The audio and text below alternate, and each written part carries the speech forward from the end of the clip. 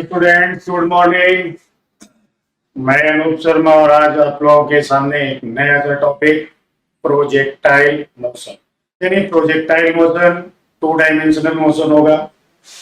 2 dimensional motion यानी motion in a plane, यानी जब भी हम किसी पार्टिकल को किसी प्लेन में मूव करते हुए देखते हैं ना, तो वो पार्टिकल 2 डायमेंशनल मोशन कर रहा होता है।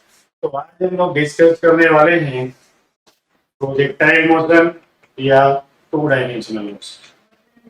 तो देखिए भाई, तो क्या हम लोग डिस्कस करेंगे आज के डेट में प्रोजेक्टाइल मोशन। अब बात ये है कि प्रोजेक्टाइल मोशन होता क्या है। तो प्रोजेक्टाइल मोशन देखते हैं फिर हम लोग क्या होता है। तो देखिए यहाँ पे आपको एक फिगर दिख रहा होगा। इस फिगर में आपको एक पार्टिकल ऐसे मूव करता हुआ भी दिख रहा होगा, यानी बात कर रहे हैं हम लोग प्रोजेक्टाइल मोशन। प्रोजेक्टाइल मोशन मतलब 2 डायमेंशनल मोशन की। अब 2 डायमेंशनल इसे क्यों कहते हैं, इसके लिए देखिए फिर, यानी जब ये पार्टिकल यहाँ से चल करके ऐसे जा रहा हो, यानी यहाँ पहुंच रहा है, फिर यहाँ पहुंच रहा है, फिर यहाँ पहुंच रहा है, और इस तरीके से ये पार्टिकल मूव कर रहा है। और ये कौन सा प्लेन है, तो हम लोग कहेंगे इधर एक्स एक्सिस, और इधर अगर है ये वाई एक्सिस, तो पार्टिकल यहाँ पे एक्स वाई प्लेन में मूव कर रहा है। और एक्स वाई प्लेन में मूव करने की वजह से इसका जो डिस्प्लेसमेंट का एक्स कोऑर्डिनेट है या डिस्प्लेसमेंट का जो वाई कोऑर्डिनेट है, ये दोनों ही कंटिन्यूअसली चेंज हो रहे हैं। मतलब ये पार्टिकल जब यहाँ पहुंच गया तो ये इसका वाई कोऑर्डिनेट और इतना सा ये एक्स हो गया। जब ये पार्टिकल यहाँ पे है तो ये इसका वाई कोऑर्डिनेट हो गया और ये इसका एक्स कोऑर्डिनेट। तो यहाँ पहुंच गया पार्टिकल तो ये इसका एक्स वाई कोऑर्डिनेट और ये इतना सा एक्स कोऑर्डिनेट हुआ, यानी कंटिन्यूअस देखिए वाई और एक्स दोनों ही कोऑर्डिनेट चेंज हो। यानी जब ये पार्टिकल ऐसे मूव कर रहा है तो इस समय ये अपने मैक्सिमम हाइट पे है, यानी वाई कोऑर्डिनेट की वैल्यू इस समय क्या है, मैक्सिमम है। ठीक है, जैसे ही आगे चलता है इसका वाई कोऑर्डिनेट धीरे धीरे कम होना शुरू होता है, लेकिन एक्स कोऑर्डिनेट कंटिन्यूअसली इंक्रीज कर रहा है। तो एक्स कोऑर्डिनेट अभी भी कंटिन्यूअस इंक्रीज कर रहा है, वाई कोऑर्डिनेट धीरे धीरे डिक्रीज कर रहा है। यानी फर्स्ट, तो ये फर्स्ट हाफ में देखिए वाई कोऑर्डिनेट इंक्रीज हो रहा है एंड सेकेंड हाफ में वाई कोऑर्डिनेट डिक्रीज हो रहा है। अब इंक्रीज हो या डिक्रीज हो, चेंज तो हो ही रहा है, यानी यहाँ पे एक्स कोऑर्डिनेट भी चेंज हो रहा है, वाई कोऑर्डिनेट भी चेंज हो रहा है। इसलिए प्रोजेक्टाइल के यानी पार्टिकल के इस मोशन को हम लोग 2 डायमेंशनल मोशन या प्रोजेक्टाइल मोशन कहते हैं। इतनी बात क्लियर होगी। तो ये प्रोजेक्टाइल मोशन होगा कब, क्यों होगा, तो देखिए प्रोजेक्टाइल मोशन तब होगा जब भी हम किसी पार्टिकल को प्रोजेक्ट करेंगे, और प्रोजेक्ट करें कुछ इस तरीके से कि इसकी जो वेलोसिटी है इनिशियल इस डायरेक्शन में, और इसका जो ये एक्सेलरेशन दिख रहा है हमें जी, यानी जो वेलोसिटी और एक्सेलरेशन के बीच में जो एंगल है, ये एंगल 90 से ज्यादा और 180 से क्या होगा, कम होगा। जब ये एंगल 90 से ज्यादा और 180 से कम होगा, या 0 से ज्यादा और 180 से कम होगा, तो ये पार्टिकल कर्व पाथ पे यानी पैराबोलिक पाथ पे मूव करेगा। और पार्टिकल के इसी मोशन को हम लोग कहते हैं प्रोजेक्टाइल मोशन। ये पैराबोलिक पाथ में तभी मूव करेगा जब इसकी वेलोसिटी और एक्सेलरेशन के बीच में एंगल होगा 90 से ज्यादा या 180 से कम, या कह सकते हैं 0 से ज्यादा और 180 से कम होगा। अब ये पार्टिकल दोनों ही कोऑर्डिनेट को सेटिस्फाई कर रहा है, एक्स कोऑर्डिनेट को भी वाई कोऑर्डिनेट को भी, यानी इसका जो डिस्प्लेसमेंट है सेम टाइम पे एक्स एक्सिस के अलोंग भी हो रहा है, वाई एक्सिस के अलोंग भी हो रहा है। इसकी वेलोसिटी एक्स एक्सिस के अलोंग भी है, वाई एक्सिस के अलोंग भी है, यानी वेलोसिटी रिजल्टेंट तो ये हमको इधर दिख रही है अभी, बट इस v का एक कंपोनेंट इधर है जिसे हम लोग हॉरिजॉन्टल कंपोनेंट कहेंगे, और एक कंपोनेंट इस डायरेक्शन में भी है जिसे हम वर्टिकल कंपोनेंट कहेंगे, या ये कह सकते हैं कि इस पार्टिकल की जो वेलोसिटी है उसका कुछ इफेक्ट वाई एक्सिस के लॉन्ग है, कुछ इफेक्ट एक्स एक्सिस के लॉन्ग है। अब जो इफेक्ट इसका वाई एक्सिस के लॉन्ग है वेलोसिटी का, वो इसे अपवर्ड डायरेक्शन यानी वाई एक्सिस के लॉन्ग यानी हाइट पे ले जाने के लिए रिस्पॉन्सिबल है, और वेलोसिटी का जो इफेक्ट एक्स एक्सिस के लॉन्ग है वो इसे हॉरिजॉन्टल डायरेक्शन में मूव करवाने के लिए रिस्पॉन्सिबल है। तो इस तरीके से इसका डिस्प्लेसमेंट भी दोनों एक्सिस के लॉन्ग होगा, इसकी वेलोसिटी भी दोनों एक्सिस के लॉन्ग है, और ये पार्टिकल प्लेन में मूव कर रहा है, तो इस पार्टिकल के मोशन को हम लोग प्रोजेक्टाइल मोशन कहेंगे। कितनी सी बात क्लियर हो गई होगी, ठीक है भाई। तो अब हम लोग बात करते हैं नेक्स्ट, तो आगे देखते हैं भाई इससे रिलेटेड, यानी जैसे अभी आपने कहा कि ये पार्टिकल यहाँ होगा, तो इस पार्टिकल की ये क्या होगी, मैक्सिमम रेंज हो जाएगी। यहाँ से हम पार्टिकल को प्रोजेक्ट करेंगे तो यहाँ तक जाने में कितना टाइम लगेगा, और हम लोग क्या डिस्कस करने वाले हैं कि इस पार्टिकल को यहाँ से यहाँ तक आने में टोटल कितना टाइम लगेगा। जो भी टाइम लगेगा उसे हम लोग क्या कहेंगे, टाइम ऑफ फ्लाइट। अपवर्ड यानी हाईएस्ट पॉइंट तक जाने में जो टाइम लगता है उसे टाइम ऑफ एसेंडिंग मोशन कहेंगे। हाईएस्ट पॉइंट से डाउनवर्ड आने में जितना टाइम लगेगा, यानी यहाँ से इतना जो टाइम होगा, इसे हम लोग कहेंगे टाइम फॉर डिसेंडिंग मोशन। और इस टोटल टाइम को जो यहाँ से लेके यहाँ तक पार्टिकल को लगेगा उसे हम लोग कहेंगे इसका टाइम ऑफ फ्लाइट।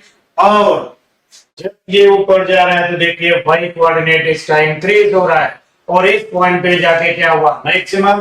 तो ये पार्टिकल का हो गया भाई मैक्सिमम हाइट।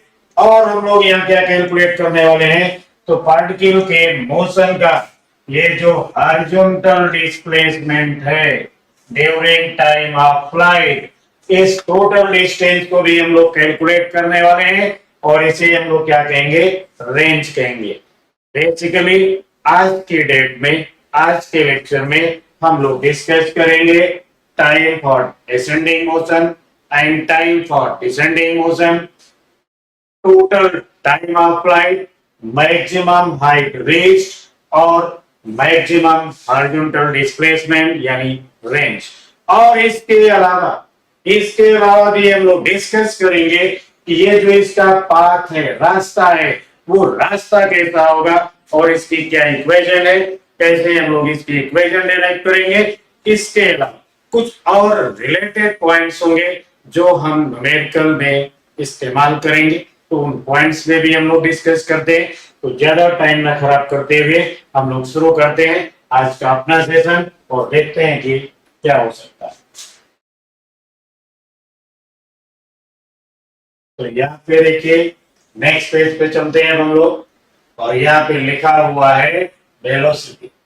यहाँ पे क्या लिखा हुआ है भाई, वेलोसिटी। यानी अगर ये पार्टिकल हमारा किसी प्लेन में मूव कर रहा है तो इस पार्टिकल के पास में वेलोसिटी का कुछ इफेक्ट एक्स एक्सिस के लॉन्ग भी होगा, और कुछ इफेक्ट इसका वाई एक्सिस के लॉन्ग भी होगा। अब कितना इफेक्ट इसका एक्स एक्सिस के लॉन्ग है, कितना इफेक्ट इसका वाई एक्सिस के लॉन्ग है, ये सारी चीजें हम लोग यहाँ डिस्कस करेंगे। कौन सी वेलोसिटी इंक्रीज हो रही होगी, कौन सी डिक्रीज हो रही होगी, ये सारी बातें भी हम लोग यहीं पे डिस्कस करेंगे। तो आइए फिर देखते हैं हम लोग यहाँ क्या हो रहा है। तो देखिए हमने इस पार्टिकल को ऐसे प्रोजेक्ट कर दिया, और ये पार्टिकल हमारा यहाँ मूव करके ऐसे पहुंच गया। अब कितने एंगल पे हमने प्रोजेक्ट किया इसकी बात तो बाद में करेंगे, बट अभी देखिए जब हमने इसको इधर प्रोजेक्ट किया कितनी वेलोसिटी से u, तो इस वेलोसिटी का कुछ इफेक्ट यानी x एक्सिस के लॉन्ग भी होगा, और कुछ इफेक्ट इसका y एक्सिस के लॉन्ग होगा। और जब ये मूव कर रहा होगा तो डाउनवर्ड डायरेक्शन में भाई g होगा, जिसे हम लोग कहेंगे ay मतलब रिटार्डेशन अलोंग y एक्सिस। इस g की वजह से इसका वर्टिकल कंपोनेंट जो है, जिसे uy कह रहे हैं हम लोग, कंटिन्यूअस धीरे धीरे डिक्रीज होता रहेगा।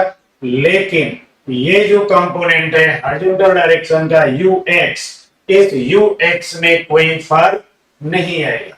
जब ये पार्टिकल अपने हाईएस्ट पॉइंट पे पहुंचेगा तो इसकी जो वेलोसिटी का वर्टिकल कंपोनेंट है वो तो जीरो हो गया, क्योंकि अगर अभी वर्टिकल डायरेक्शन में कुछ वेलोसिटी होती तो ये पार्टिकल और ऊपर जा रहा होता। अब इस पार्टिकल ने ऊपर जाना बंद कर दिया है, यानी फर्दर अब इससे आगे नहीं जा रहा है। इट मींस इसका वर्टिकल कंपोनेंट क्या होना चाहिए, जीरो होना चाहिए। बट ये जो जी देख रहे हैं हम लोग इधर जी, इस जी का कोई भी इफेक्ट हॉरिजॉन्टल डायरेक्शन में नहीं होगा। इसकी वजह से हॉरिजॉन्टल डायरेक्शन का मोशन कांस्टेंट रहेगा, ना कभी कम होगा ना कभी ज्यादा होगा, यानी horizontal velocity of projectile remain unchange, यानी ये वेलोसिटी इसकी कभी भी चेंज नहीं होगी। अब देखिए जब ये पार्टिकल लौट के हमारा ऊपर से नीचे आ रहा होगा तो ऐसी कंडीशन में ux तो अभी भी इसका उतना ही होगा जितना था eight the time of projection, but vertical component अब ग्रेजुअली इंक्रीज होगा, धीरे धीरे इंक्रीज होगा यहां से लेके यहां तक। लेकिन जब ये पार्टिकल इस पॉइंट पे लैंड करेगा, आके कोलाइड करेगा, तो ये वर्टिकल कंपोनेंट इसका फिर से उतना ही हो जाएगा जितनी वेलोसिटी से हमने इसे ऊपर प्रोजेक्ट किया था। समझ गए ना, यानी eight the time of projection जितना वर्टिकल कंपोनेंट की वैल्यू थी उतनी ही वर्टिकल कंपोनेंट की वैल्यू इस टाइम पे फिर हो जाएगी, लेकिन हॉरिजॉन्टल कंपोनेंट में कोई फर्क नहीं आएगा। ये जितना eight the time of projection था उतना ही थ्रू आउट मोशन मेंटेन रहेगा, ना कहीं कम होगा ना कहीं ज्यादा होगा। उम्मीद है इतनी सी बात समझ में आ गई होगी।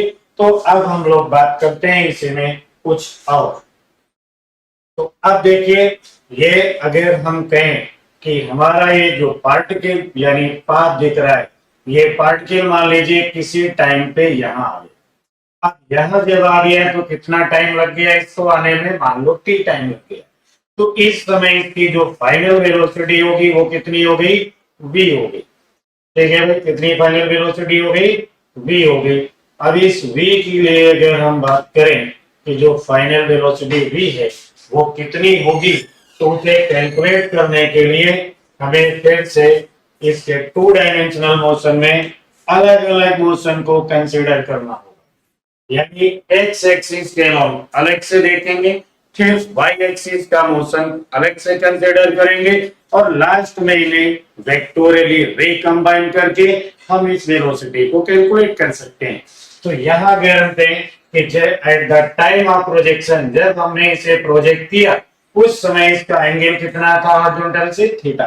तो इधर u का जो x कंपोनेंट होगा वो होना चाहिए u cos थीटा, और ये जो वर्टिकल कंपोनेंट दिख रहा है आपको ये होना चाहिए u sin थीटा। अब वर्टिकल डायरेक्शन में जो रिटार्डेशन है वो तो हो गया g, और g का कुछ भी इफेक्ट हॉरिजॉन्टल डायरेक्शन में नहीं होता है, इसलिए हॉरिजॉन्टल डायरेक्शन का जो एक्सेलरेशन या रिटार्डेशन है वो क्या होना चाहिए, जीरो होना चाहिए। अब हम इसके मोशन के लिए कंसीडर करेंगे एक्स और वाई एक्सिस के लॉन्ग मोशन, तो हमने लिखा फॉर एक्स एक्सिस, यानी एक्स एक्सिस के लिए vx is equal to ux plus minus ax into t लिखेंगे। तो vx कितना हो गया भाई u cos थीटा, क्योंकि ax क्या है भाई, जीरो, तो ये हो गया भाई vx। अब हम देखेंगे फॉर y एक्सिस, यानी y एक्सिस के लॉन्ग कैलकुलेशन करेंगे, तो ये हो गया देखो vy is equal to uy plus minus ay into t। अब vy हमें यहाँ से मिला u sin थीटा, ay कितना है gt, और रिटार्डेशन है रिटार्डेशन, तो हमने क्या किया यहाँ पे माइनस कर दिया, और इस तरीके से हमने इसके वर्टिकल डायरेक्शन की velocity after time t calculate की, हॉरिजॉन्टल डायरेक्शन की वेलोसिटी भी आफ्टर टाइम t कैलकुलेट की। अब इन्हें हम लिखेंगे वेक्टर फॉर्म में, तो ये वेलोसिटी वेक्टर यहाँ पे हो जाएगा u cos theta I cap plus u sin theta minus gt j। इतनी बात समझ में आ गई। और अगर इस मैग्नीट्यूड को हम कैलकुलेट करने की बात करें तो इसका जो मैग्नीट्यूड होगा वो होना चाहिए vx² प्लस vy²। मतलब यहाँ पे हम लिखने वाले हैं u cos थीटा और इस u cos थीटा का स्क्वायर करेंगे plus u sin theta minus gt। u sin theta minus gt लिखेंगे, u sin theta minus gt, इसे भी स्क्वायर करेंगे तो सॉल्व होने के बाद हमको वेलोसिटी मिलेगी u² plus g² t² minus 2ugt sin। यानी इस तरीके से हम वेलोसिटी का मैग्नीट्यूड कैलकुलेट करेंगे आफ्टर टाइम t, यानी प्रोजेक्ट करने के t टाइम के बाद।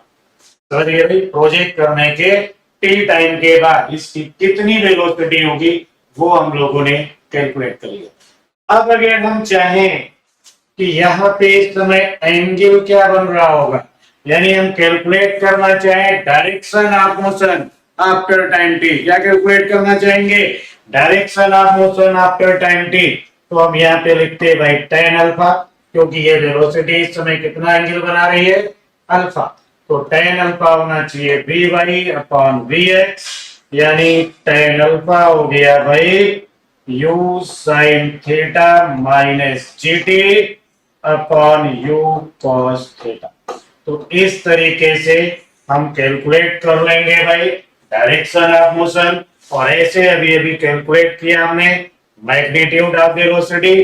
तो हम किसी भी टाइम पे, यानी टाइम की वैल्यू अगर हम डालते रहे तो पूरे रास्ते में कहां पे कितनी वेलोसिटी होगी वो इस फार्मूले से कैलकुलेट कर लेंगे, और क्या डायरेक्शन होगी वो इस फार्मूले से कैलकुलेट करेंगे।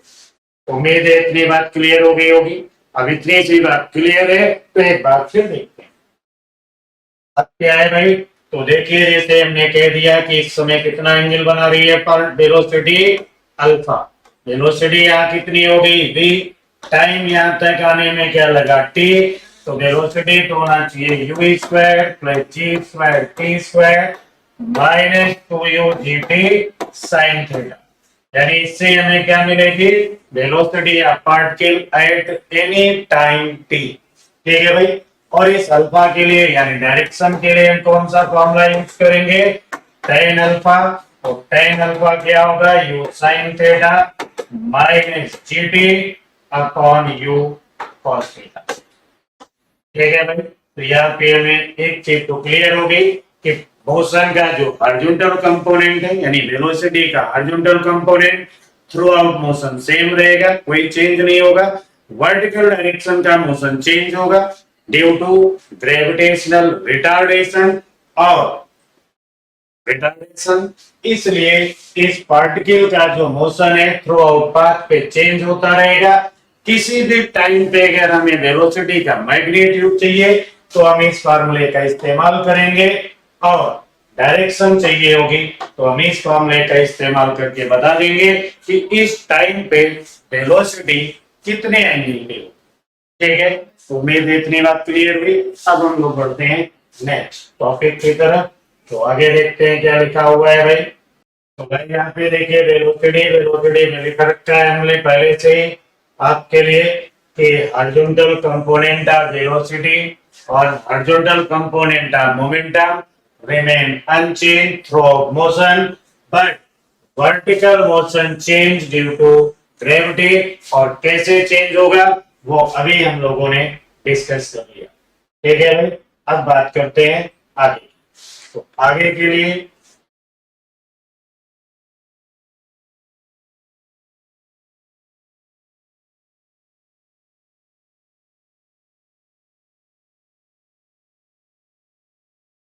अब देखिए हम लोग यहाँ पे कैलकुलेट करेंगे इसका टाइम ऑफ फ्लाइट।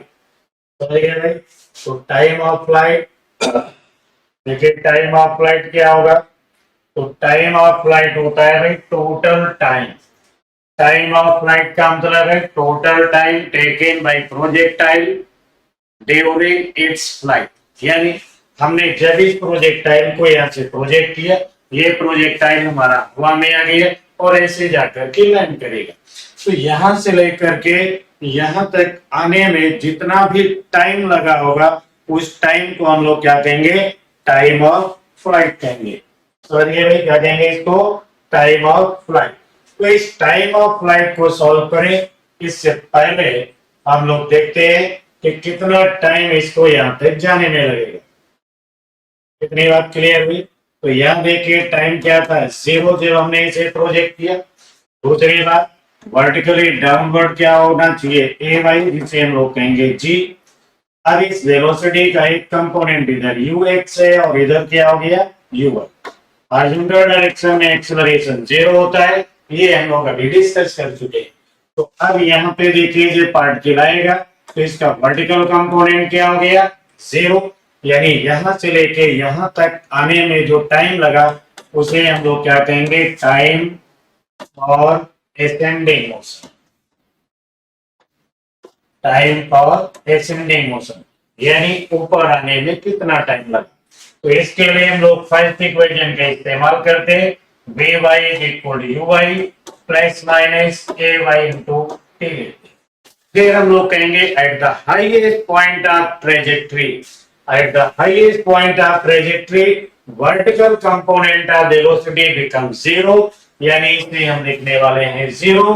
फिर ये हो गया initial vertical component of velocity, retardation है इसलिए माइनस ए वाई, और टाइम लगा इसको टी, तो टाइम मिल गया हमको U Y upon A Y. In general time of ascending के लिए हम कह सकते हैं vertical component, vertical component of velocity upon vertical component of retardation, vertical component of retardation,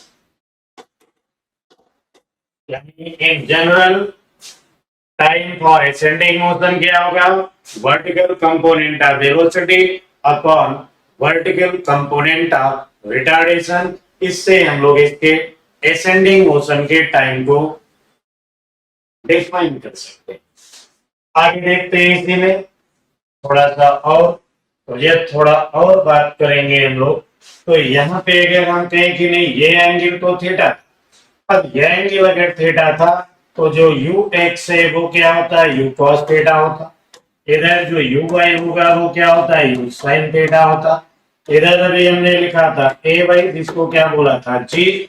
तो अब इसको यहाँ तक आने का जो टाइम है, जिसे हमने भी U Y upon A Y लिखा था, आप चाहें तो इसे U sine theta upon G भी कह सकते हैं। यानी कितना टाइम लगेगा इसको, यू साइन थीटा अपॉन जी, यानी इतने टाइम पे ये पार्टिकल अपने हाईएस्ट पॉइंट पे होगा। इतनी बात समझ में आ गई। अब इतनी सी बात क्लियर हो गई तो फिर देखते हैं हम लोग यहीं पे अगर हम कहें कि हमने जिस पार्टिकल को प्रोजेक्ट किया, लेकिन वर्टिकल से हमने एंगल को सेलेक्ट किया। पार्टिकल को तो हमने प्रोजेक्ट किया एक्स वाई प्लेन में, बट इस बार जो एंगल सेलेक्ट किया वो हमने वर्टिकल से एंगल ले लिया। कितना एंगल ले लिया, वर्टिकल से थीटा।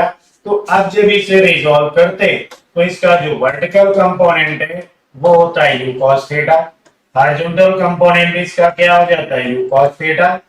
वर्टिकल डायरेक्शन का रिटार्डेशन तो अभी भी जी होगा, लेकिन हॉरिजॉन्टल डायरेक्शन में ना एक्सेलरेशन होगा और ना ही रिटार्डेशन होगा। अब इस पार्टिकल को अपनी हाईएस्ट पॉइंट तक आने में कितना टाइम लगेगा, उस टाइम को अभी हमने लिखा था U Y upon A Y. अब हम चाहें तो यहाँ यू वाई की वैल्यू क्या होगी, ये यू कॉस थीटा, तो लिख सकते हैं यू कॉस थीटा अपॉन जी। यानी इसे हाईएस्ट पॉइंट तक जाने में कितना टाइम लगा, यू कॉस थीटा अपॉन जी हो गया। लेकिन इस बार हमने एंगल कहां से मेजर किया, वर्टिकल से किया। तो अगर हॉरिजॉन्टल से इसी एंगल को बताना हो तो फिर हम कहेंगे 90 माइनस थीटा। यानी अगर हम थीटा एंगल पे, हॉरिजॉन्टल से थीटा एंगल पे पार्टिकल को प्रोजेक्ट करेंगे तो कितना लगेगा, यू साइन थीटा अपॉन जी। समझ गए भाई, वर्टिकल से थीटा एंगल पे या हॉरिजॉन्टल से 90 माइनस थीटा एंगल पे प्रोजेक्ट करेंगे तो फिर टाइम लगेगा यू कॉस थीटा अपॉन जी। कितना, कहां तक पहुंचने का टाइम है ये, यानी ग्राउंड से हाईएस्ट पॉइंट तक जाने का टाइम। कितना क्लियर हो गया। अब हम लोग बात करते हैं थोड़ा आगे, तो थोड़ा आगे देखते हैं फिर हम लोग।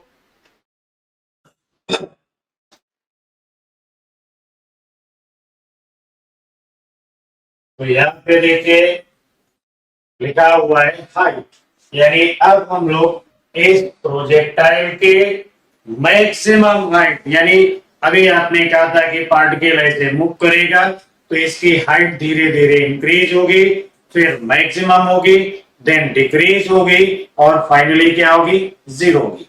तो अब हम लोग कैलकुलेट करने वाले हैं भाई कि इसको, यानी यहां तक आने में कितनी मैक्सिमम इसकी हाइट होगी।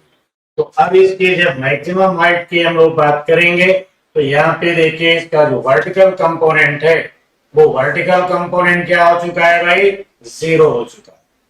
वर्टिकल कंपोनेंट इसका जीरो हो चुका है भाई, और वर्टिकल डायरेक्शन में इसका रिटार्डेशन है जी के बराबर, हॉरिजॉन्टल डायरेक्शन में ना तो एक्सेलरेशन है और ना ही रिटार्डेशन। तो वर्टिकल डायरेक्शन के लिए मोशन को कंसीडर करेंगे, लिखेंगे V Y equal U Y square plus minus 2ay into A square.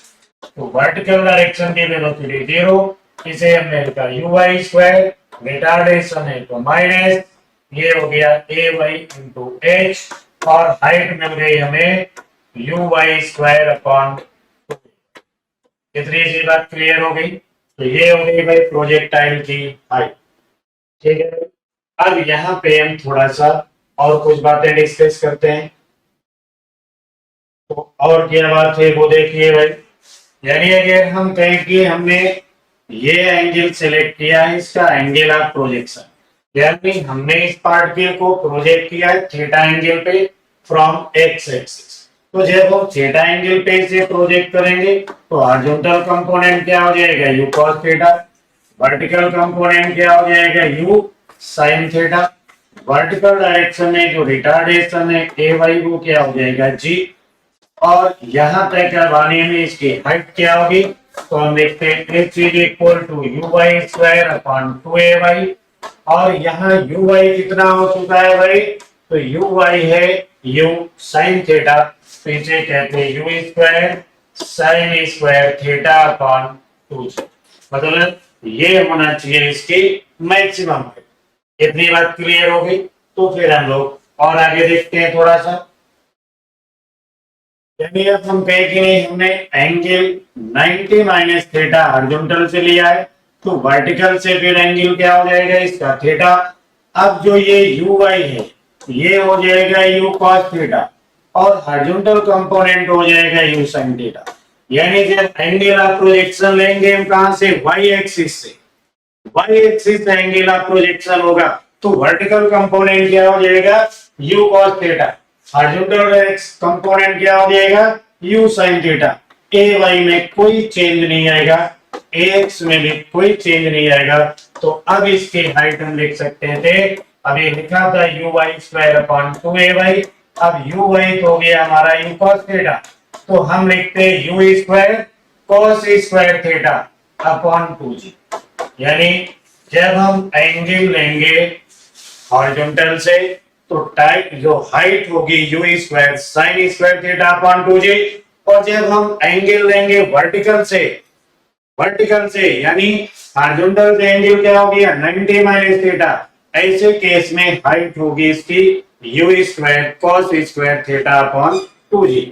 समझ गए भाई। तो इन जनरल अगर हम लोग बात करें, एक बार फिर से देखते हैं, यानी प्रोजेक्टाइल को हमने प्रोजेक्ट किया ऐसे, एंगल लिया हॉरिजॉन्टल से, ये यहाँ गिर गया और ये इसकी हाइट हो गई। अब हाइट होगी u square sine square theta upon 2g। लेकिन अगर हम यहाँ कहें कि हमने तो इसको ऐसे फेंक दिया और एंगल यहाँ से है 90 माइनस थीटा और वर्टिकल से एंगल थीटा, अब इस केस में जो इसकी हाइट होगी वो होगी u square cos square theta upon 2, यानी थीटा एंगल पे sign square theta 90 minus theta पे होगी u square cos square theta. उम्मीद है इतनी बात क्लियर हो गई होगी। हम लोग बात करते हैं नेक्स्ट टॉपिक। तो अब आगे देखते हैं हम लोग। अभी टाइम ऑफ फ्लाइट की बात करनी है। तो ये हो गया देखो टाइम ऑफ फ्लाइट।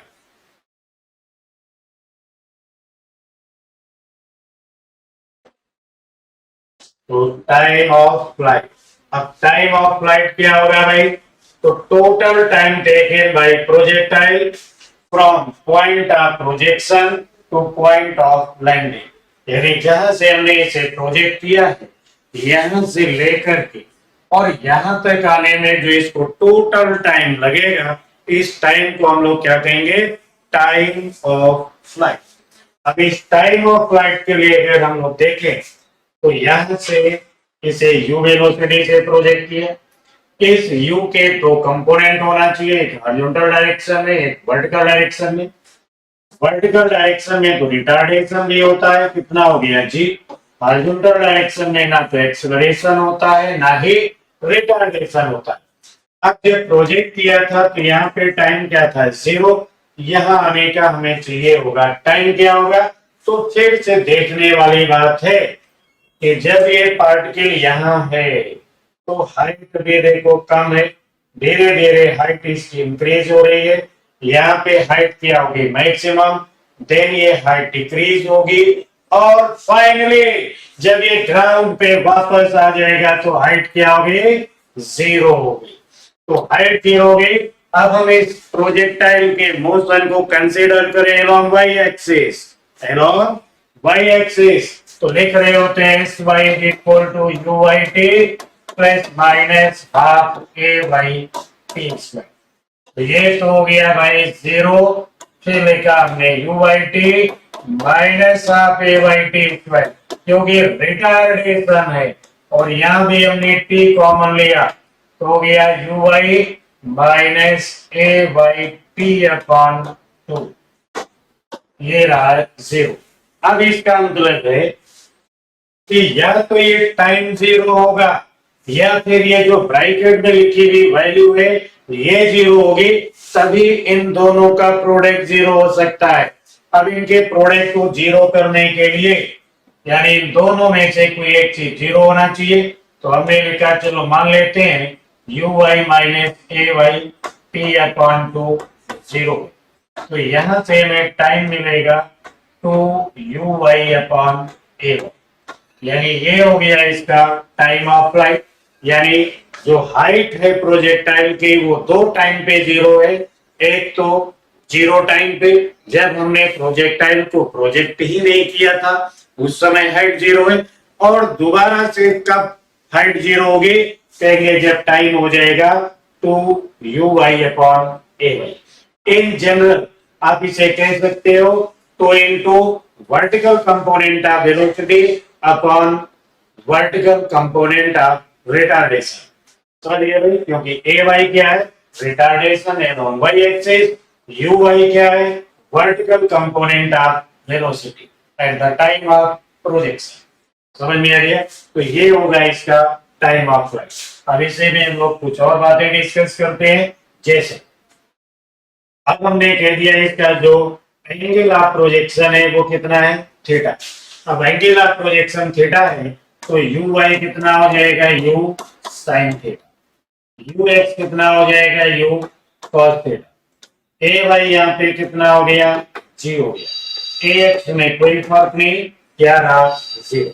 अब हम यहाँ टाइम ऑफ फ्लाइट लिखते तो ये हो गया था 2u upon A Y. U Y की वैल्यू लिखते तो ये हो गया था 2u साइन थीटा और ए वाई हो गया c। यानी ये टाइम ऑफ फ्लाइट होगा when particle is projected at an angle theta from horizontal. यानी टाइम ऑफ फ्लाइट होगा 2u sin theta upon g when particle projected at an angle theta from horizontal. लेकिन अगर हम इसी projectile को project करते हैं वर्टिकल से किसी एंगल पे, देखिए यहाँ पे, यानी हमने इसको प्रोजेक्ट कर दिया ऐसे, वर्टिकल से एंगल हमने सिलेक्ट किया कितना? थीटा। तो फिर हॉरिजॉन्टल सी एंगल क्या हो जाएगा 90 माइनस थीटा। ऐसी कंडीशन में जो यू वाई होगा वो तो हो जाएगा यू कॉस थीटा और ए वाई में कोई फर्क नहीं आएगा, ये रहेगा जी। तो अब इसका टाइम ऑफ फ्लाइट क्या होना चाहिए 2 और यू वाई क्या हो चुका है यू कॉस थीटा अपॉन में हम कर देंगे भाई जी। तो ये टाइम ऑफ फ्लाइट होगा, यानी जब हम पार्टिकल को थीटा एंगल पे प्रोजेक्ट करेंगे तो टाइम ऑफ फ्लाइट होगा 2u sin थीटा अपॉन जी। जब हम पार्टिकल को 90 माइनस थीटा एंगल पे प्रोजेक्ट करेंगे तो टाइम ऑफ फ्लाइट होगा 2u cos थीटा अपॉन जी। समझिए भाई। और अगर इन दोनों का हम रेशियो निकालें, यानी बात करें रेशियो की, और रेशियो किसकी कहे कि एक को तो हमने फेंक दिया भाई थीटा एंगल पे, कितना एंगल पे फेंक दिया थीटा। अब इसका जो टाइम ऑफ फ्लाइट है वो तो t1 हो गया, तो ये sin थीटा अपॉन जी।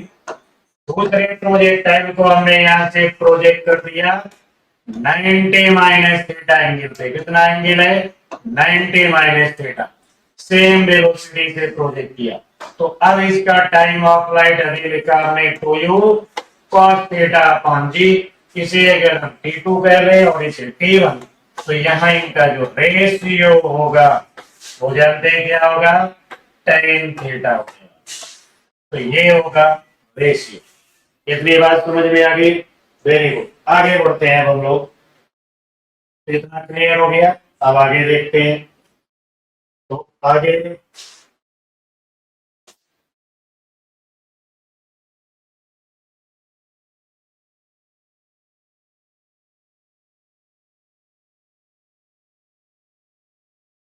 देखिए, आगे यहाँ पे क्या लिखा हुआ है रेंज। अब बात करें अगर हम लोग रेंज की, तो रेंज क्या होता है भाई हॉरिजॉन्टल डिस्प्लेसमेंट ऑफ प्रोजेक्टाइल। यानी रेंज की बात करें तो रेंज क्या होगा horizontal displacement of projectile during its time of flight. यानी जब हमने इसे प्रोजेक्ट किया था तब से लेकर के यहाँ तक जितना भी टाइम लगा, इस पूरे टाइम इंटरवल में प्रोजेक्टाइल का हॉरिजॉन्टल डायरेक्शन में जो डिस्प्लेसमेंट है, इसी डिस्प्लेसमेंट को हम लोग क्या कहने वाले हैं रेंज कहने वाले हैं, रेंज। अब इस रेंज की अगर बात करें तो पार्टिकल को प्रोजेक्ट किया देखो यू वेलोसिटी से, u का एक कंपोनेंट इधर हॉरिजॉन्टल डायरेक्शन में ux, वर्टिकल डायरेक्शन में क्या लिखा हुआ है uy, वर्टिकल डायरेक्शन में रिटार्डेशन भी हो गया ay और ax तो हम लोग जानते हैं कि 0 तक। अब इतनी सी डिस्टेंस हो गई भाई रेंज, और यहां तक आने का जो टाइम है उसे कहते हैं टाइम ऑफ फ्लाइट। और ये जो टाइम ऑफ फ्लाइट है अभी अभी लिखा था t is equal to 2u upon a. अभी अभी लिख चुके हैं हम लोग, क्या लिख चुके हैं भाई 2u अपॉन ए वाई। तो ये 2u अपॉन ए, यानी इतना टाइम लगेगा पार्टिकल को यहाँ तक आने। इतने टाइम में हॉरिजॉन्टल डिस्प्लेसमेंट क्या होगा उसी को हम लोग कहेंगे रेंज। तो हमने लिखा है x is equal to uxt plus minus half axt square. इसमें एक्सेलरेशन एलोंग हॉरिजॉन्टल डायरेक्शन क्या है भाई 0, पहले लिख चुके हैं हम लोग 0। sx क्या हो गया रेंज, ux हो गया और टाइम हो गया 2u अपॉन a। यानी जो रेंज का जनरल फार्मूला है वो हो गया 2 horizontal component vertical component of velocity upon a। यानी जनरल फार्मूला हो गया 2 ux uy अपॉन ay। तो ये जनरल फार्मूला हो गया। अब थोड़ा सा कुछ और बातें हम लोग डिस्कस करते हैं फिर आगे। अब देखिए अगर हम कहते हैं आपसे कि हमने इसको हॉरिजॉन्टल से थीटा एंगल पे प्रोजेक्ट किया, हॉरिजॉन्टल से थीटा एंगल पे इसे प्रोजेक्ट करते तो u x का इधर कंपोनेंट होता u cos थीटा और वर्टिकल कंपोनेंट इधर जो होता है uy वो होता है u sin। कितनी बात क्लियर होगी। और इस पार्टिकल को यहां तक आने में जो इसका टाइम ऑफ फ्लाइट होता वो 2u sin थीटा अपॉन जी हो जाता है। कितना हो जाता है यहाँ पे 2u sin थीटा अपॉन जी, 2u sin theta upon g. अब हम अगर इसकी रेंज लिख रहे होते तो रेंज का जनरल फॉर्मूला हमने लिखा 2ux uy अपॉन ay।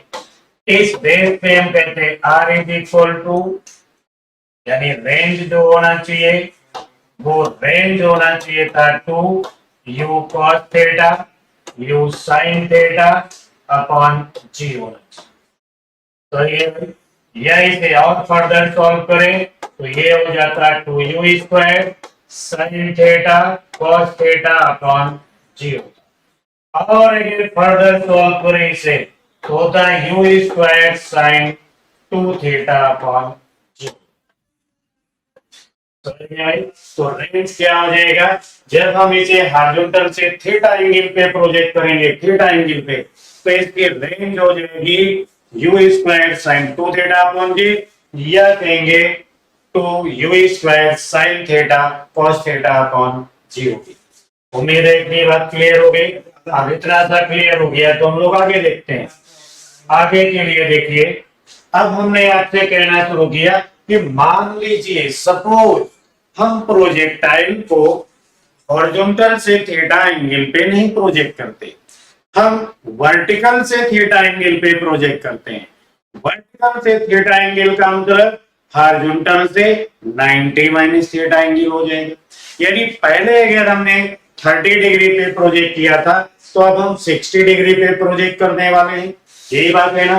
तो चलो इधर देखते हैं भाई, अब हमने वर्टिकल से एंगल थीटा ले लिया तो हॉरिजॉन्टल से हो जाएगा 90 माइनस थीटा, और ये जो यू वाई अभी अभी हमने लिखा था ये हो जाएगा यू कॉस थीटा, और जो यू एक्स लिखा था अब ये कंपोनेंट हो गया you sine theta. Time of flight भी चेंज हो गया भाई इसका, अब क्या हो जाएगा 2u cos थीटा अपॉन जी होगा। ये बातें हम लोग पीछे डिस्कस कर चुके हैं, ठीक है भाई। अब अगर इसकी रेंज की बात किया जाए तो S X is equal to, अभी अभी हमने रेंज लिखा था, रेंज का फॉर्मूला बताया था आपको 2ux uy अपॉन ay। तो हमने 2 लिखा, ux को लिख दिया भाई u sin थीटा, uy हो गया u cos थीटा अपॉन में कर दिया g। तो यहां जो रेंज का फॉर्मूला मिला वो हो गया 2u square sin theta cos theta upon g हो गया।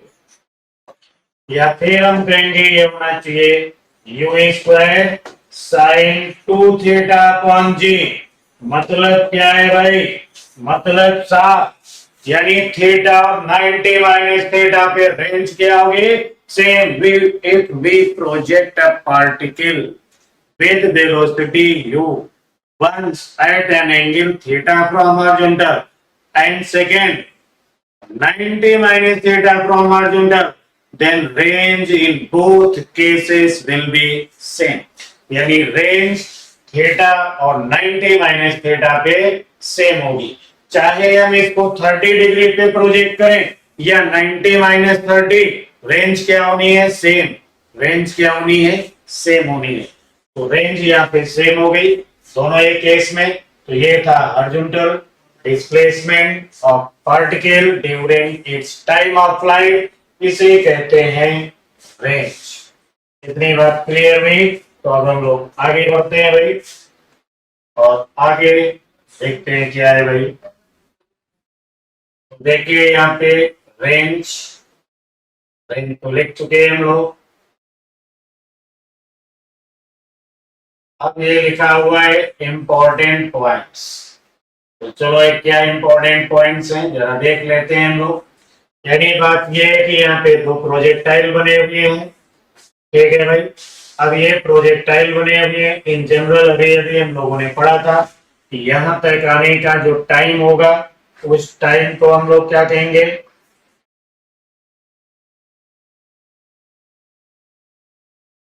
उस टाइम को कहते हैं टाइम ऑफ एसेंडिंग। और अभी अगर एक जनरल हम ऐसे प्रोजेक्टाइल बना ले, है ना, और इसे प्रोजेक्ट किया गया तो इधर वेलोसिटी क्या है uy, इधर क्या है यू एक्स, ए एक्स क्या है इसमें 0, ए वाई क्या होगा यहाँ पे जी।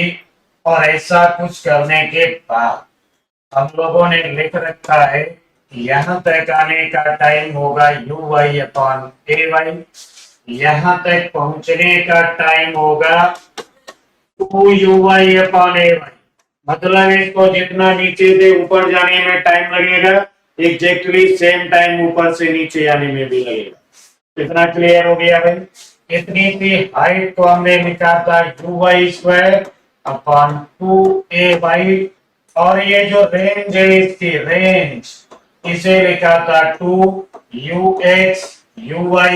Upon a। इतनी बातें क्लियर हो गई, यानी इतनी जनरल चीजें अब तक हम लोग डिस्कस कर चुके हैं। अब इन्हीं के बेस पे यहाँ बात करेंगे। तो देखिए जो पहला प्रोजेक्टाइल बना हुआ है उसको प्रोजेक्ट किया जा रहा है थीटा एंगल पे, हॉरिजॉन्टल से थीटा एंगल पे प्रोजेक्ट करेंगे। तो यू एक्स कितना हो गया you cos theta, U Y कितना हो गया you sine theta, A Y कितना हो जाएगा यहाँ पे जी हो गया, कितना हो गया सी। तो यहां तक जाने का जो इसका टाइम होगा यहां तक जाने का वो टाइम होना चाहिए यू साइन थीटा अपॉन जी। इसकी होनी चाहिए U square sine square theta upon 2g, और यहां तक आने का टाइम होना चाहिए 2u sine theta upon g. और जो इसकी रेंज होगी वो भी होना चाहिए 2u sine theta u cos theta upon जी। यानी जब हम इसको थीटा एंगल पे प्रोजेक्ट करेंगे तो time of ascending u sin theta upon g, time of flight 2u sin theta upon g, maximum height u square sin square theta upon 2g, और range होगी 2u sin theta cos theta upon जी, यानी 2u square sin theta cos theta upon g. लेकिन अगर हम इस case की बात करें जो नीचे दिख रहा है इसे तो हॉरिजॉन्टल से 90 माइनस थीटा पे प्रोजेक्ट कर रहे हैं, तो इसका जो यू वाई है वो तो हो गया यू कॉस थीटा, और यू एक्स क्या हो गया यू साइन थीटा। तो अब इसे यहां तक जाने में टाइम लगना चाहिए U cos theta upon G, U cos theta upon G. Height होनी चाहिए U square cos square theta upon 2g, time of flight होगा 2u cos theta upon G. But अभी अभी हम लोगों ने कहा था कि रेंज रिमेन सेम, तो रेंज हम इसकी यहां लिख रहे हैं, रेंज क्या होनी चाहिए 2u cos theta u sin theta upon g. तो थीटा और 90 माइनस थीटा पे रेंज क्या होगी सेम होगी। टाइम में फर्क है भाई, टाइम पहले वाले केस में अगर हम कहें टाइम को t1 तो दूसरे वाले केस में कहना होगा t2, क्या कहना होगा t2। और टाइम ऑफ फ्लाइट का जो रेशियो होगा, टाइम ऑफ फ्लाइट का जो रेशियो होगा उस रेशियो को हम लोग जानते कहेंगे t1 अपॉन t2 क्या होगा tan theta, t1 upon t2 क्या हो जाएगा tan थीटा। अब देखिए अगर हाइट के रेशियो की बात करें तो h1 क्या है u square sin square theta upon 2g, h2 हो गया u square cos square theta upon 2g।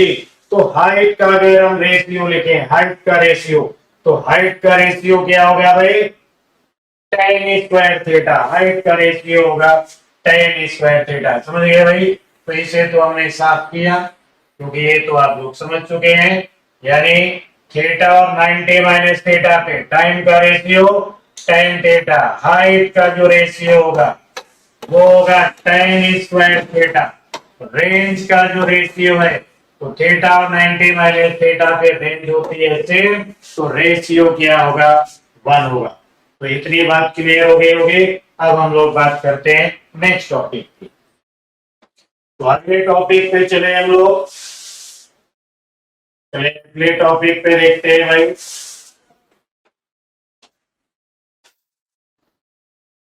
Topic पे कुछ लिख रखा है यहाँ पे इंपॉर्टेंट पॉइंट्स। क्या लिखा है range remain same at an angle theta and 90 minus theta. अभी अभी हम लोगों ने डिस्कस किया और रेंज हमेशा क्या होगी, u square sine 2 theta upon g होगी। मतलब दोनों ही एंगल पे थीटा और 90 माइनस थीटा पे रेंज क्या होने वाली है, सेम। यहाँ पे एक बात और है, अभी यदि हमने रेंज लिखा you square sine 2 theta upon, अब हम कहेंगे हमको जो रेंज चाहिए मैक्सिमम और रेंज मैक्सिमम, यानी फॉर आर मैक्स, तो रेंज किस पे डिपेंड कर रही है, साइन 2 थीटा पे।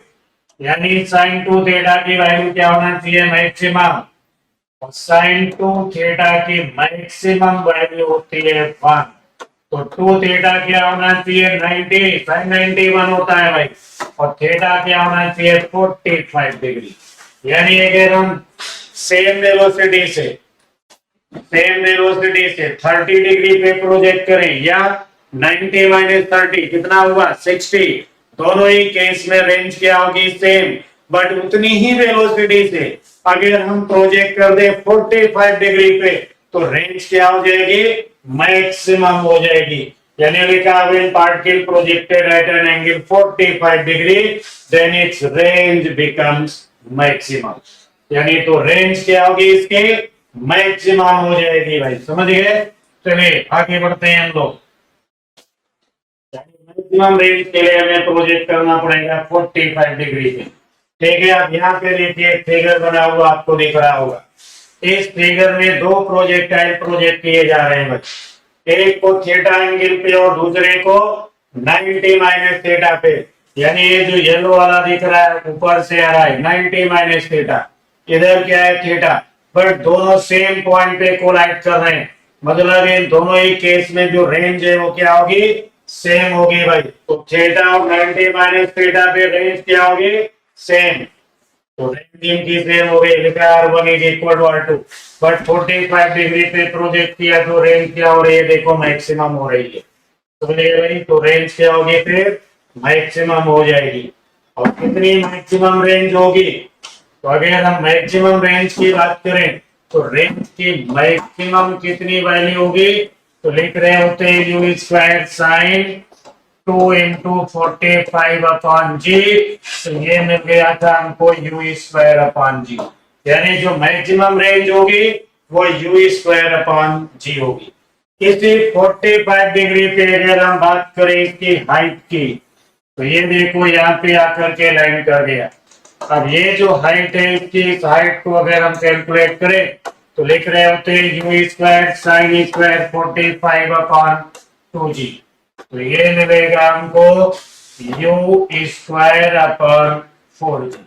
मतलब क्या हो गया, आर मैक्स अपॉन 4।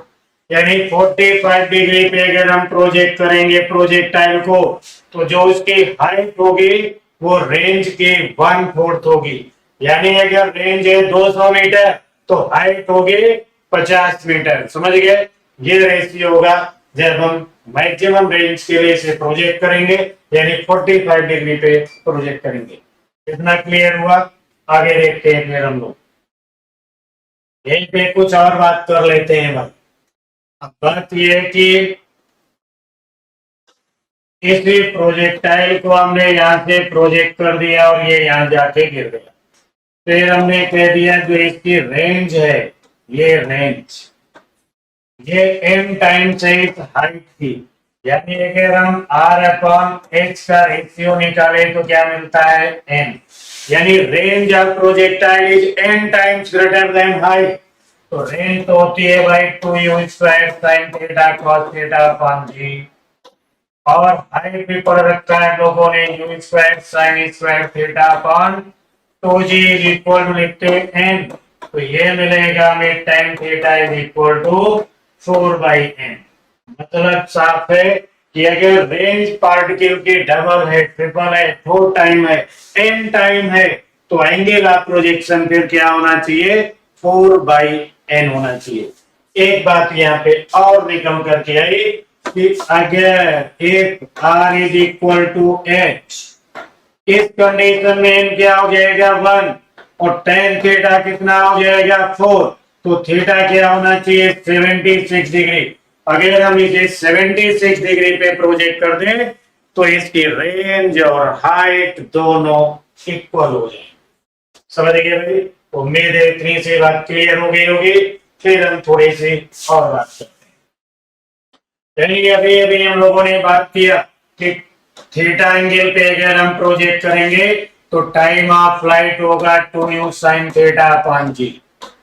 लेकिन अगर 90 माइनस थीटा पे हम प्रोजेक्ट करें, 90 माइनस थीटा पे, तो टाइम ऑफ फ्लाइट हो जाता है 2u cos theta upon g. अब अगर इन दोनों को हम मल्टीप्लाई कर दें, मल्टीप्लाई, तो ये हो गया देखो 4u square sine theta cos theta upon g square.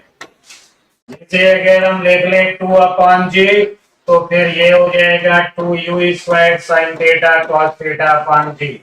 और इतनी सी वैल्यू को हम लोग क्या करते हैं, रेंज, मतलब इसके टाइम ऑफ फ्लाइट का जो प्रोडक्ट होगा वो हो जाएगा 2r अपॉन जी हो जाएगा। इतनी सी बात क्लियर होगी। यानी अगर हम दो प्रोजेक्टाइल है सेम वेलोसिटी से प्रोजेक्ट करें, एक को थीटा एंगल पे, दूसरे को 90 माइनस थीटा पे, तो दोनों के टाइम ऑफ फ्लाइट होंगे 2u sin theta upon g and 2u cos theta upon g. इनका जो प्रोडक्ट होगा, इन दोनों टाइम ऑफ फ्लाइट का जो प्रोडक्ट होगा वो होना चाहिए फिर 2r अपॉन जी। ठीक है भाई, इतनी बात क्लियर हुई। एक पॉइंट और डिस्कस करते हैं फिर आगे बढ़ते हैं। यानी थीटा एंगल पे जो आपने हाइट लिखी थी, वो हाइट लिखी थी आपने you square sine square theta upon 2g। और 90 माइनस थीटा पे जब आपने हाइट लिखी तो उसे आपने कहा होगा you square cos square theta upon 2g। अब अगर इन दोनों को हम मल्टीप्लाई कर दें तो ये तो हो गया भाई u की power 4 sine square theta cos square theta upon 4g square. थोड़ी देर पहले हम लोगों ने रेंज का फॉर्मूला पढ़ा था भाई। रेंज का, रेंज होती है range 2u square sine theta cos theta upon g. अब अगर हम देख ले आर स्क्वायर बाई 4, तो ये क्या हो जाएगा u की power 4 sine square theta cos square theta upon g square. मतलब यहाँ पे जो हमें इतनी सी वैल्यू दिख रही है, ये इसके जगह पे हम क्या लिख सकते हैं, आर स्क्वायर बाई 4। तो ये h1 h2 जो हाइट का प्रोडक्ट है वो हो गया भाई आर स्क्वायर अपॉन 4 इंटू 4, मतलब आर स्क्वायर बाई 16। सीधा सा रिलेशन मिल गया हमें यहाँ पे कि तो फिर रेंज होना चाहिए 4 रूट h1 h2। यानी अगर हम दो प्रोजेक्टाइल सेम वेलोसिटी से प्रोजेक्ट करें, एक को थीटा एंगल पे दूसरे को 90 माइनस थीटा पे, तो उनके हाइट का जो प्रोडक्ट होगा, हाइट का प्रोडक्ट वो r इज इक्वल क्या होगा 4 रूट h1 h2 होगा। उम्मीद है इतनी बात क्लियर हो गई होगी। तो फिर बढ़ते हैं हम लोग नेक्स्ट टॉपिक की तरफ। ठीक है भाई, तो नेक्स्ट टॉपिक क्या है अपना, वो देखते हैं हम लोग। तो नेक्स्ट टॉपिक आ गया भाई, देखो path of projectile. Path of projectile का मतलब जब भी हम किसी पार्टिकल को प्रोजेक्ट करेंगे वो किसी रास्ते से घूम रहा होगा। यानी हमें यहाँ पे इसके रास्ते की इक्वेशन बनानी है, इसके किस रास्ते पे मूव करेगा उसके लिए हमें एक मैथमेटिकल इक्वेशन बनानी है। यानी टू डायमेंशनल मोशन है तो इसका जो डिस्प्लेसमेंट है उसमें एक्स कोऑर्डिनेट भी होना चाहिए, वाई कोऑर्डिनेट। अब अगर इन्हीं डिस्प्लेसमेंट के एक्स और वाई कोऑर्डिनेट को हम आपस में रिलेट करते हैं, आपस में रिलेट करने को हम लोग क्या कहेंगे, पाथ ऑफ प्रोजेक्टाइल या इक्वेशन ऑफ ट्रेजेक्टरी। क्या कहेंगे, पाथ ऑफ प्रोजेक्टाइल या इक्वेशन ऑफ ट्रेजेक्टरी। देखिए लिखा हुआ है to relate X and Y coordinate of motion of particle is called trajectory. समझ गए भाई? तो अब हम लोग बात करते हैं ट्रेजेक्टरी की। तो ट्रेजेक्टरी के लिए देखिए फिर यहाँ पे फिगर आपको दिख रहा होगा, यानी किसी प्रोजेक्टाइल को यू वेलोसिटी से प्रोजेक्ट किया गया, हॉरिजॉन्टल से थीटा एंगल पे प्रोजेक्ट किया गया, तो इसकी यू का एक कंपोनेंट इधर हो गया यू कॉस थीटा, एक कंपोनेंट हो गया ऊपर यू साइन थीटा। अब डाउनवर्ड डायरेक्शन में क्या होगा, रिटार्डेशन जिसे हम कहेंगे जी। हॉरिजॉन्टल डायरेक्शन में ऐसा कुछ नहीं होता है। और ये हो गया इसका एक्स कोऑर्डिनेट और ये हो गया इसका वाई कोऑर्डिनेट। अब इतनी बात समझ में आ गई भाई। अब इतनी सी बात समझ में आ गई है तो हम लोग आगे देखते हैं भाई। हमने पहले इसके एक्स कोऑर्डिनेट की बात की, देखा हमने फॉर एक्स कोऑर्डिनेट। तो एक्स कोऑर्डिनेट क्या होगा भाई इसका, u cos theta into time, because acceleration along horizontal direction is 0, तो एक्स कोऑर्डिनेट हो गया u cos theta into t। अब यहां से अगर टाइम को डिफाइन करें तो क्या होगा, x upon u cos theta. अब हमने इसका जो ये y कोऑर्डिनेट आपको दिख रहा है, ये इस y के लिए अगर लिखें तो क्या होगा, x y equal u by t plus minus of a by t square. तो एच वाई तो हो गया y, फिर यू वाई हो गया you sine theta into t, retardation इसलिए minus of j t square, तो इधर हो गया you cos theta, sorry u sine theta t, u sine theta t minus of j t square. अब अगर हम टाइम की जो वैल्यू है ये उठा के इस इक्वेशन पे प्लेस कर दें तो ये y इज इक्वल हो गया u sin theta into x upon u cos theta minus half और g तो लिख लिया, टाइम की जगह पे फिर लिखा हमने x upon u cos theta और स्क्वायर कर डाला, तो यहां से मिल गया हमको y is equal to x sin theta minus gx square upon 2u square cos square theta, और ये है इसका पाथ ऑफ प्रोजेक्टाइल या इक्वेशन ऑफ ट्रेजेक्टरी। जो जनरल इक्वेशन से कंपेयर करें y is equal x minus bx square, आप सभी जानते हैं कि y is equal x minus bx square, path क्या होता है, parabola. It means projectile moving parabolic path, projectile moving parabolic path, यानी ये जो प्रोजेक्टाइल है वो इस रास्ते पे मूव कर रहा है और ये रास्ता कैसा है, पैराबोला, यानी पैराबोलिक रास्ते पे ये मूव करेगा। इतनी बात क्लियर हुई, कुछ और बातें यहीं पे डिस्कस करते हैं। अब देखिए जैसे अभी लिखा था हमने y is equal to x sin theta minus bx square upon 2u square cos square theta. बहुत इंपॉर्टेंट इक्वेशन है भाई, क्योंकि 70% अप टू 70% क्वेश्चन केवल इसी इक्वेशन पे बेस होते हैं। अब यहाँ पे देखिए नोट करके कुछ इंपॉर्टेंट बात है, ध्यान देंगे। यानी अगर मान लीजिए हमको इस इक्वेशन ऑफ ट्रेजेक्टरी से रेंज निकालनी, इस इक्वेशन ऑफ ट्रेजेक्टरी से हमें रेंज कैलकुलेट करनी है, तो ध्यान से देखो, अगर ये प्रोजेक्टाइल यहाँ आ गया तो फिर y क्या हो जाएगा, 0, और इतनी डिस्टेंस को ही हम लोग क्या कहते हैं, रेंज। यानी हमें इक्वेशन ऑफ ट्रेजेक्टरी से रेंज निकालनी है तो y को क्या लिखना पड़ेगा इस इक्वेशन में, 0, और x को सॉल्व कर लेंगे, x क्या हो जाएगी, रेंज हो जाएगी। समझ गए ना। तो पहला पॉइंट क्या बताया, to find the range from equation of trajectory,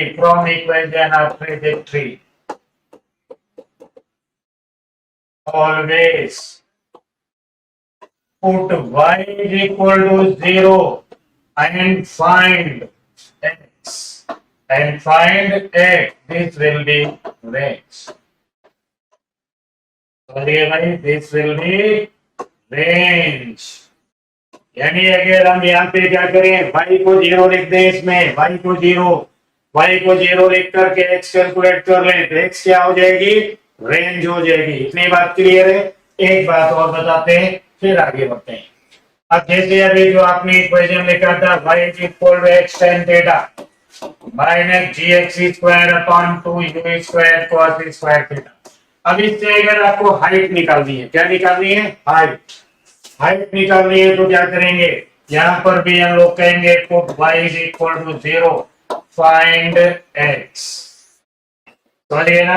अब यहाँ से x निकालेंगे तो x तो हो गई रेंज, तो फिर हम कहेंगे put value of x by 2, value of x by 2 in equation of trajectory and find y। समझिए, यानी पहले तो हम इस y को लिखे 0, वहां से हमको x मिलेगा, एक्स की हाफ वैल्यू, एक्स की हाफ वैल्यू फिर इस इक्वेशन में यहां लिख दें और यहां लिख दें, और वाई अगर हम सॉल्व करें तो वाई क्या हो जाएगी, हाइट हो जाएगी। समझिए ना, वाइट क्या हो जाएगी, वाई हाइट हो जाएगी। यानी सेम हाइट भी निकाल सकते हैं और रेंज भी निकाल सकते हैं। यानी x की वैल्यू पता है तो y निकाल सकते हैं, y पता है तो x निकाल सकते हैं। समझ गए भाई। अब इसी इक्वेशन ऑफ ट्रेजेक्टरी का सिंपल पार्ट देखते हैं। अभी अभी लिखा हमने y is equal to x tan theta minus gx square upon 2u square cos square theta. अब इसमें अगर हम एक बार x tan थीटा पूरा पूरा कॉमन ले तो ये हो जाएगा 1 minus G X square upon 2 you square cos square theta, और साथ में ये हो गया x tan थीटा। अब इसे अगर सॉल्व करें भाई तो देखिए y इज इक्वल ये हो गया x tan थीटा। तो tan थीटा को हम क्या लिखेंगे, sin अपॉन cos, तो cos एक कट जाएगा यहाँ से और एक x भी खत्म हुआ। ये हो गया 1 माइनस जी एक्स तो निकल गया, एक कैंसिल हो गया। ठीक है, ये क्या हो गया, g x upon 2 you square sine theta cos theta, और 2 you square sine theta cos theta upon g हुआ करती है रेंज। तो ये y इज इक्वल हो गया x tan theta 1 minus X upon R. यानी ये इक्वेशन ऑफ ट्रेजेक्टरी का थोड़ा सिंपल सा पार्ट हो गया, और यहां से हम कुछ और आसानी से दूसरे तरीके के न्यूमेरिकल में भी अप्लाई कर सकते हैं। यानी ये अब भी पैराबोला की इक्वेशन है, अब भी ये क्वाड्रेटिक इक्वेशन है। समझ गए ना। अब इधर देखते हैं भाई, तो प्रोजेक्टाइल मोशन का पार्ट पैराबोला, इतनी बातें क्लियर हो गई। ये दूसरी इक्वेशन हमने निकाली। अब इस इक्वेशन का एप्लीकेशन देखते हैं भाई। मान लीजिए यहाँ पे ये दीवार है, यहाँ से प्रोजेक्ट किया, ये यहाँ आ गया। अगर भाई ये दीवार ना होती, समझ गए ना, ये दीवार ना होती तो ये प्रोजेक्टाइल इस रास्ते पे चल के यहाँ लैंड करता। तो इतनी डिस्टेंस क्या हो गई x, और ये क्या हो जाती भाई, फिर रेंज हो जाती। ऐसी कंडीशन अगर आपको कभी भी दिखती है न्यूमेरिकल में तो डायरेक्टली हम लोग इसका इस्तेमाल करेंगे, x tan theta 1 minus X upon R, और यहां से आंसर कैलकुलेट करना आसान होता है क्योंकि y यही हाइट होगी। यदि बॉल को कितनी हाइट पे हिट करेगा प्रोजेक्टाइल तो आसानी से इस इक्वेशन से कैलकुलेट हो सकता है। तो इतनी बात क्लियर हो गई होगी। तो उम्मीद है कि ये प्रोजेक्टाइल जो सिंपल प्रोजेक्टाइल बना हुआ है, यानी ये सीबीएसई बोर्ड यानी 11th के बच्चों के लिए बहुत इंपॉर्टेंट है। इसमें से कोई भी बात मिस करने वाली नहीं है क्योंकि सारी बातें ध्यान से पढ़ने वाली हैं, देखेंगे, और उम्मीद है कि आपको बड़ा मजा आएगा, अच्छा लगेगा। और अगर इतनी बातें आपकी क्लियर हो गई तो आपके पूरे के पूरे क्वेश्चन भी सॉल्व हो जाएंगे। अभी हम लोग देखते हैं कि अब क्या है। समझिए भाई। तो अब देखिए यहाँ पे क्या है, तो ये लिखा हुआ है question, the equation of projectile is y is equal to 1.5x minus 5x square by 4, या y इज इक्वल टू 15 है। कुछ मिसिंग तो है, क्या है पता नहीं, सॉल्व करते हैं, जो भी होगा अपने आप ही पता चलेगा। तो देखिए अगर हम इक्वेशन ऑफ ट्रेजेक्टरी लिखते हैं y इज इक्वल टू 15 लिख लेते हैं, जैसा यहाँ पे कुछ गड़बड़ हो गया है। तो y इज इक्वल हमने लिखा 15x minus 5x square by 4। अब इसमें कहते हैं the equation of projectile is given, the horizontal range is, अभी अभी मैंने बताया for horizontal range y is equal क्या होना चाहिए, range y is equal to 0। अब y को अगर हम 0 लिखते तो ये 0 इज इक्वल हो गया था 15x minus 5x square by 4। तो ये रहा भाई 15x is equal to 5x square by 4। समझ गए भाई। और यहां से x हमें मिल गया भाई 15 इंटू 4 अपॉन 5, मतलब ये हो गया 12 मीटर। समझिए भाई कितना हो गया, 12 मीटर। तो इसका मतलब है जी की वैल्यू यहाँ पे लेनी होगी ये लेने की कोई जरूरत ही नहीं है।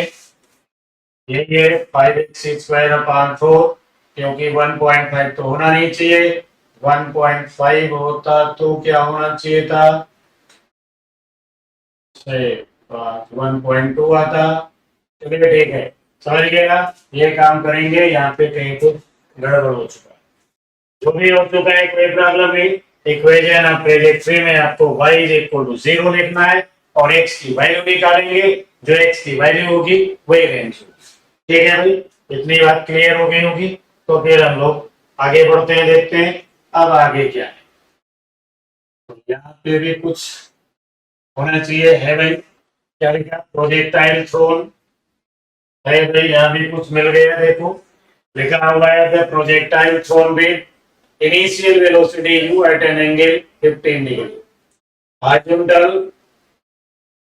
हॉरिजॉन्टल has a range, लिखा 15 degree to the horizontal has a range r.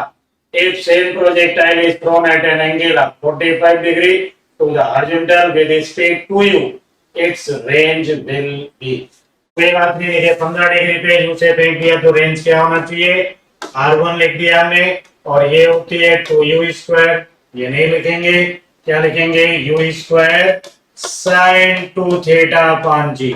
तो एंगल यहाँ कितना गिवन है 15 डिग्री, 2 थीटा कितना होगा 30 डिग्री, तो ये हो गया u² अपॉन जी, sin 30 हो गया 1/2, यानी ये रहा u² अपॉन 2g।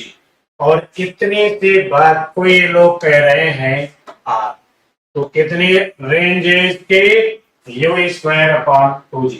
अब कह रहे हैं कि अगर हम इसे 45 डिग्री पे प्रोजेक्ट करें, कोई बात नहीं 45 पे प्रोजेक्ट करते हैं, तो रेंज क्या हो गई r डैश, ये होना चाहिए था भाई 2u हो गई वेलोसिटी, तो 2u का स्क्वायर करेंगे, आगे क्या लिखेंगे sin 2 into 45, 2 थीटा होता है ना अपॉन जी, तो sin 2 into 45 हो गया sin 90, क्या हो गया भाई sin 91 हो गया। तो अब रेंज होना चाहिए 4u² अपॉन जी, क्या होना चाहिए 4u² अपॉन जी होना चाहिए। अब ये r और r डैश को अगर हम आपस में डिवाइड कर दें, r और r डैश को आपस में डिवाइड कर दिया जाए, तो फिर ये हो गया एटा, कितना हो गया एटा, समझिए भाई, यानी पहले जो रेंज थी अब उसकी 8 टाइम्स हो जाएगी। इतनी बात क्लियर हो गई होगी। फिर हम लोग देखते हैं कि अब आगे क्या छिपा हुआ है, क्योंकि तो होगा तो जरूर कुछ। ये आ गया, देखिए क्या लिखा है, particle cover 50 metre distance when projected with initial velocity on the same surface it will cover a distance, क्या मतलब when projected with double the initial speed, particle cover 50 metre distance and projected with initial speed, ठीक, on the same surface it will cover a distance when projected with double initial speed, ठीक है, कोई बात नहीं भाई, double speed बता रहे हैं भाई, लेकिन कितनी कर सकता है ये भी नहीं बताया। 50 मीटर डिस्टेंस ये बोल रखा है भाई, 50 मीटर, क्या होना चाहिए भाई, कुछ तो जरूर होगा, क्या होगा 50 मीटर पर ये कवर करता है, लेकिन उसका कुछ एंगल वगैरह नहीं गिवन है, कोई बात नहीं यार, दोनों ही 45 पे ले लो ना, मैक्सिमम की बात करते हैं। तो पहले रेंज 50 मीटर है, कितनी है 50 मीटर, तो रेंज क्या है डायरेक्टली प्रोपोर्शनल यू स्क्वायर। अब जो है ना r डैश हो जाएगी, तो ये होना चाहिए 2u का स्क्वायर, समझ गए, 2u स्क्वायर कर देंगे, तो जब r डैश, अब इन दोनों को अगर हम डिवाइड कर दें तो r कितनी है 50 मीटर, डबल कर दिया स्पीड 4u² हो गया, तो 4 टाइम्स रेंज यानी 200 मीटर हो जाना चाहिए, समझ गए भाई, कितनी रेंज हो जाना चाहिए 200 मीटर, क्योंकि ये 4u² हो जाएगा ना, r है u², तो r डैश क्या है 4u² मतलब 4 टाइम्स, 4 टाइम मतलब 200 मीटर। क्वेश्चन तो बहुत इजी है भाई, क्वेश्चन होते भी इजी है प्रोजेक्टाइल में, बहुत इजी होते हैं। अब देखिए फिर मिल गया कुछ, अब क्या है, देखा है time of flight of projectile is 10 second, रेंज 500 metre, maximum height attained by it will be, तो कोई बात नहीं भाई, टाइम ऑफ फ्लाइट पता है भाई और रेंज पता है, रेंज पता है और टाइम ऑफ फ्लाइट पता है भाई। निकालना क्या है? हाइट। क्या करना होगा? 1 मिनट का टाइम लगा के सोच के बता सकते हो। ये टाइम ऑफ फ्लाइट है प्रोजेक्टाइल इज 10 सेकेंड, ठीक, और रेंज दिया है इसके 500 मीटर। तो range upon time of flight क्या होता है? You cos theta. क्या होता है भाई? You cos theta, U x यानी हॉरिजॉन्टल कंपोनेंट ऑफ वेलोसिटी, ठीक। और मैक्सिमम हाइट आपको निकालनी है, कोई बात नहीं भाई। तो यहाँ एंगल ऑफ प्रोजेक्शन के पहले हम लोग बात कर लेते हैं। तो यहाँ एंगल ऑफ प्रोजेक्शन क्या हो जाएगा? tan theta is equal to GT square upon 2r होता है, GT स्क्वायर अपॉन 2r। तो ये मिलेगा हमको एंगल ऑफ प्रोजेक्शन। ये आया कैसे वाली बात है? तो T इज इक्वल होता है 2 sin थीटा अपॉन G। अब इसको दोनों तरफ स्क्वायर कर लो और रेंज का फॉर्मूला आप जानते हैं, 2u square sin theta cos theta upon G होता है। इन रेंज के फार्मूले को इससे डिवाइड कर दो तो tan थीटा मिल जाएगा GT स्क्वायर अपॉन 2r। तो G हमने लिखा 10, T हो गया भाई 10 का स्क्वायर हो गया, तो 2 लिख दिया। और रेंज कितनी है? 500 मीटर। बिल्कुल सही जवाब। रेंज क्या होगी? 500 मीटर। ये दो इधर से गए, ये दो जीरो इधर से गए, ये भी गया। तो यहाँ tan थीटा कितना आ गया भाई? 45 डिग्री। tan थीटा कितना आ गया? 45 डिग्री। tan थीटा 1 आया है भाई, tan थीटा 1 आया है, थीटा है 45 डिग्री। यानी प्रोजेक्टाइल को 45 डिग्री पे प्रोजेक्ट किया गया। अब प्रोजेक्टाइल को जब, तो R इज इक्वल होता है you cos theta into time of flight, समझ गए भाई? तो यहां से यू कॉस थीटा और यू साइन थीटा दोनों की वैल्यू क्या होगी? सेम। तो हमने लिखा 500 अपॉन 10। ये खत्म हो गया भाई। यू कॉस थीटा की वैल्यू यहाँ मिल गई 50 मीटर पर सेकेंड। तो यहाँ पे एंगल 45 डिग्री है, साइन 45 एंड कॉस 45 दोनों की वैल्यू क्या होगी? सेम होगी। तो अब हमें हाइट निकालनी है भाई। हाइट निकालनी है तो हाइट का फॉर्मूला लिखते हैं। हाइट का फॉर्मूला क्या होता है? h is equal you square sine square theta upon 2g। तो ये हो गया भाई 50 इंटू 50 अपॉन 2 इंटू 10। ये कैंसिल, ये कैंसिल, कितना हो गया भाई? 125 मीटर। समझ गए भाई? 125 मीटर ये आंसर हो गया आपका भाई। क्योंकि 45 डिग्री एंगल है ना, साइन और कॉस दोनों बराबर होते हैं। तो चाहे you square cos square theta की वैल्यू लिख दो या you square sine square theta, कोई फर्क नहीं पड़ने वाला। तो इतनी बात समझ गए होंगे। चलिए कोई बात नहीं, फिर देखते हैं आगे आपके लिए क्या है। यहाँ पे कुछ तो जरूर होगा भाई। हाँ भाई, तो मिल गया जो मिलना था, ठीक है भाई। तो अभी तो आप रिवाइज करेंगे अच्छे से, उम्मीद है आपकी समझ में आया होगा। क्वेश्चन भी देखे आपने, सारी डेरिवेशन देख ली, इन्हें अच्छे से आप तैयार करिए, मस्त पढ़िए, खुश रहिए। फिर मिलते हैं, तब तक के लिए थैंक यू।